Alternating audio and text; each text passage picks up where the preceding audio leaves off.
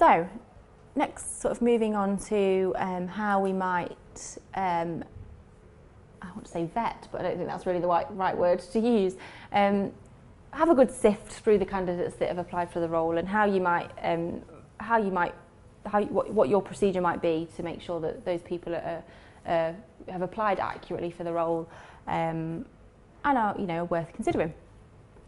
So interviews, obviously usually we have interviews. We might look to telephone interview, we might look to have a face-to-face interview, we might look to have a Skype interview. So if you're speaking to somebody from Asia who is, who's going to come in, who's an engineer that you need to interview, you might look to have a Skype interview. Lots and lots and lots of ways of doing it. But you might not also always do interviews. So they might. Did either of you guys have you been involved in assessment centres before? I've been to a group interview. Group interview, yeah. Okay. Assessment centres, no. So an assessment centre might be where, and that's quite common with quite large organisations, or if you've got a large pool of candidates that everyone's kind of quite adequately skilled, you need to draw out of those kind of the ones that you'd like to consider.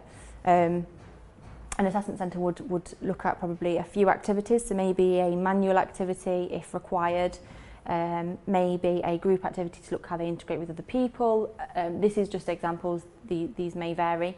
And also there may be a face-to-face interview so that you can pull out the usual competencies that you need to identify.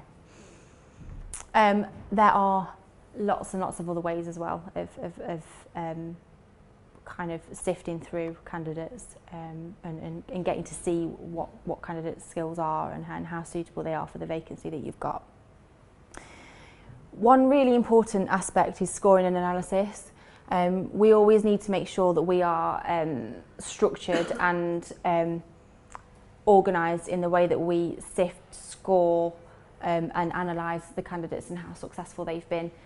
Reason being is not only because that helps with your feedback and for you to refer back through the recruitment process and also perhaps have a wash up on some of the candidates that you've seen, but candidates have the right to request that information for up to 7 years, and it's not unheard of.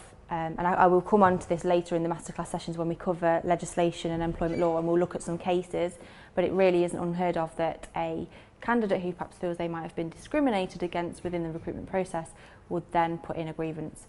So when referring to even the job ad as something that engages with a potential employee, and also somebody can claim discrimination within, it starts right at that level. So even in the recruitment process, if that individual isn't even employed by the business just yet, they can claim some discrimination if they feel that as though they've been discriminated against. So it's good to keep that record of the process that you followed, the consistent key questions that you've asked every candidate, and you've recorded for every candidate.